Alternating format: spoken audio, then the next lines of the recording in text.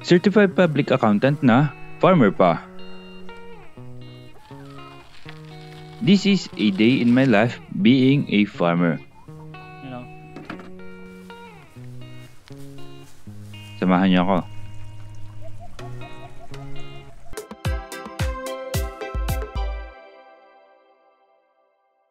Ngayong araw, wala akong helper dito sa farm. Kaya ako yung gagawa ng lahat ng mga gawin dito sa farm. Mula sa mga manok, 2 batches yun, and then yung ating mga baka, yung ating hydroponics. Ako lahat yung gagawa. So, kaya simulan na natin kagad.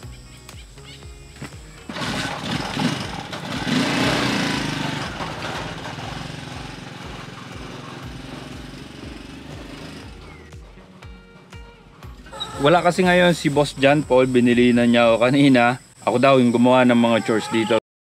Boss, magde-deliver muna ako ng manok, ikaw muna ang bahala dyan. Okay. Simula tayo sa pagkuha ng azola.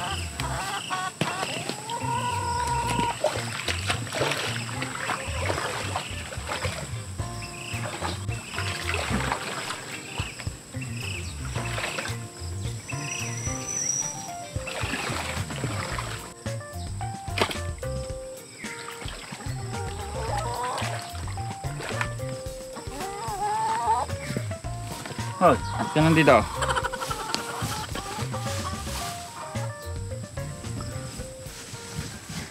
Layers. So mahuhuli pa ako. Ba't sila nandito?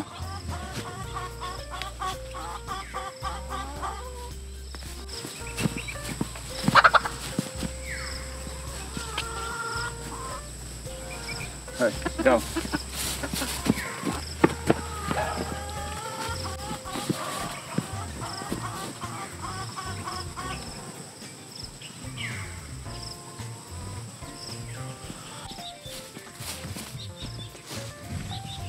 Meron din dun, oh. Yun, oh, 2. Mamaya na lang. Isa sa mahirap na parte. Isa kayo mag-isa tong tumbler.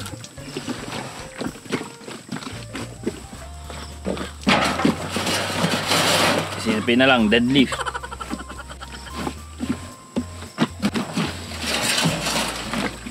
Okay, may isa lang problema. Ang daming nasa labas na manok.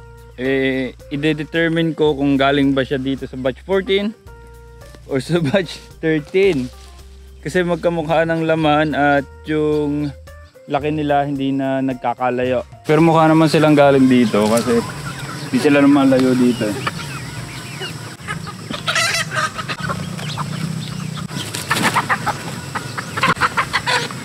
Okay, syempre batch 14 morning jogging.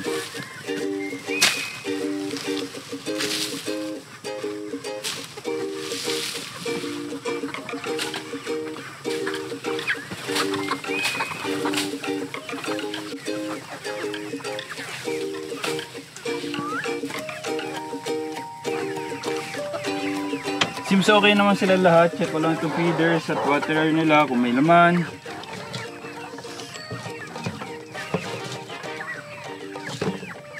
So for refill na to.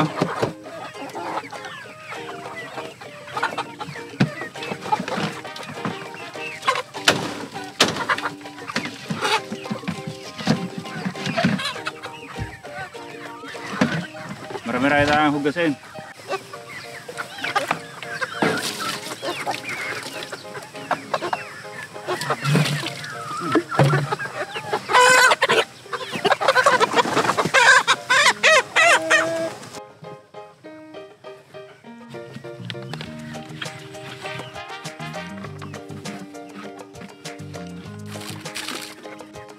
Unahin natin ibigay itong bell waterer kasi pag inuna natin yung bulk waterer, aanim kasi yung nipple nun. Pag nagkagulo sila baka may madaganan, so ito muna kasi mukhang nauhaw sila ng matagal. I don't know why.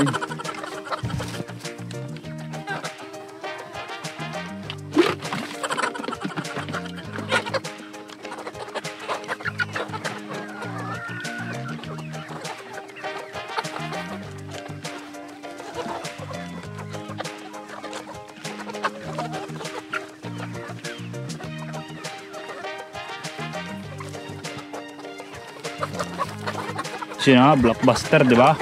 So, ito naman yung refill ng kanilang bulk water air.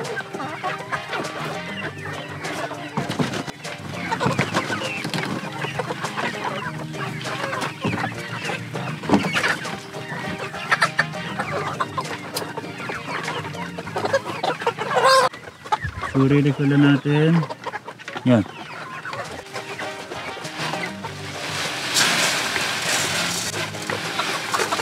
Okay, na syempre yung paborito na lang, Azola.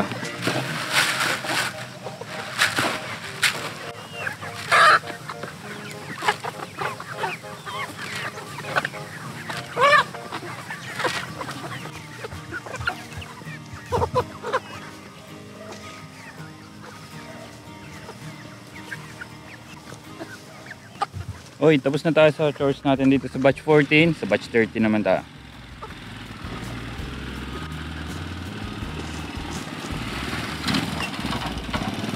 Batch 13. Okay, so ngayon, ongoing yung delivery namin sa batch na to.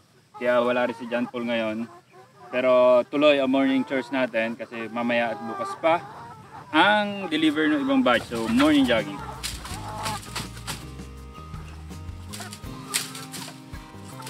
Pagod na. So, oras na ako. Ang dami kasing side na ginagawa. Hindi dire-diretso. Ngayon ako. Ito lang yan. Namiss ko rin to. Namiss ko.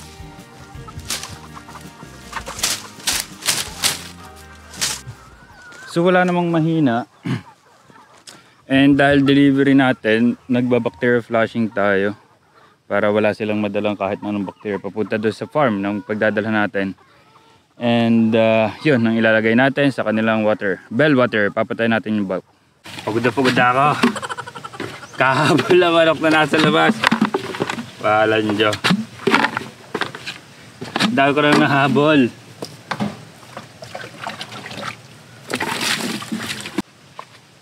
Mahalaga na hinuhugasan na mabuti ang mga gamit ng mga manok. Para hindi kung ano-anong sakit ang kumakalat, bakterya.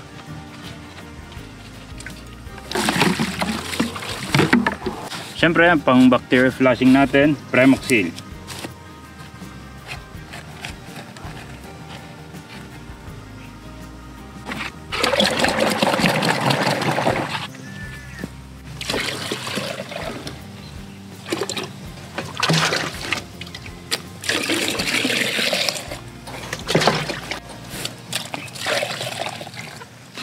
And then, ibigay sa ating mga alaga.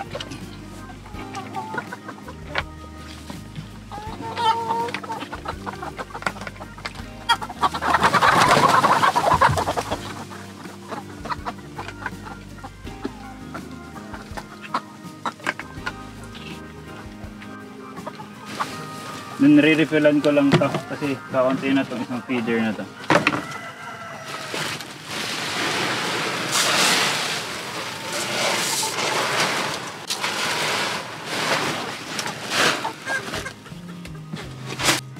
And then, ang paborito ng lahat, Azola.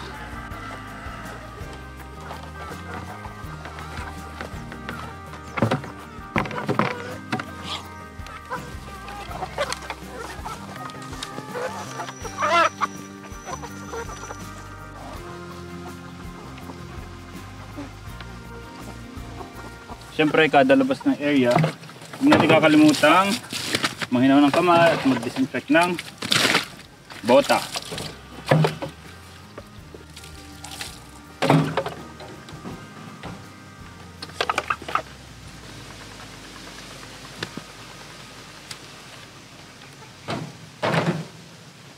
Okay, layers na, layers na.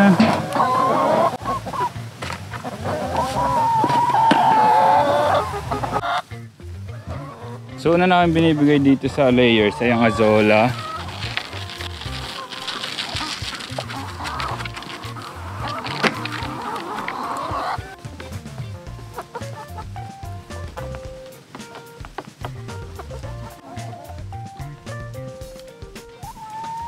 Then, isalin lang natin yung feeds nila.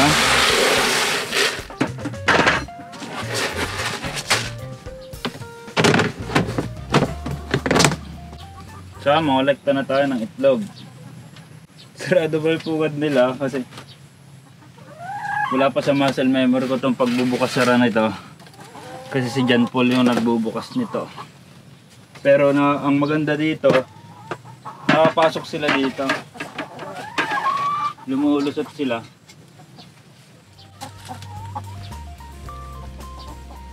Doon daw, lalaki.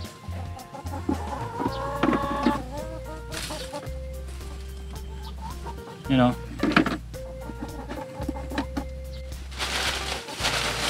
Lagyan lang natin ng bedding.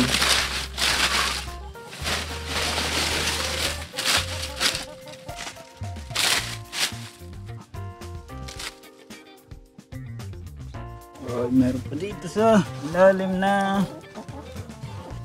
tatlo. Paboritong spot nila dito. So ito ang collection natin ngayong umaga. Marami pa mamayang hapon. I can't highlight enough kung gaano kahalaga yung tubig sa ating mga alaga. Kasi ang kinakain at iniinom ng mga manok ay proportional. So kung marami silang nainom, marami silang tutukain. Kung marami silang natuka, marami silang inumin na parehas essential sa growth nila. Kaya napakahalaga ng tamang feeds at tamang inumin at malinis na inumin. Yan. Tandaan nyo yan.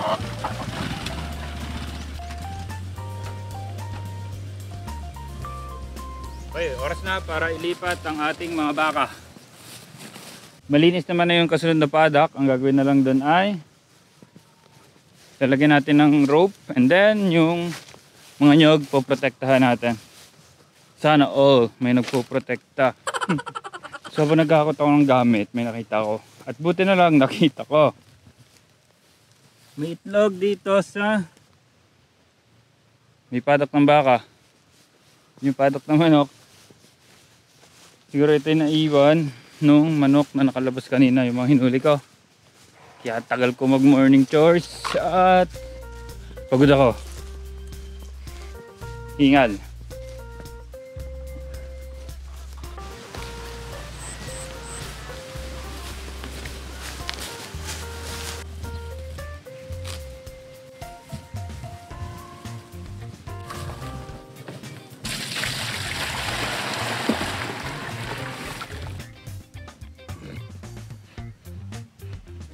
Okay, para sa chores naman dito sa ating hydroponics, so naabutan natin to na buhay kasi 15 minutes on, 30 minutes off to.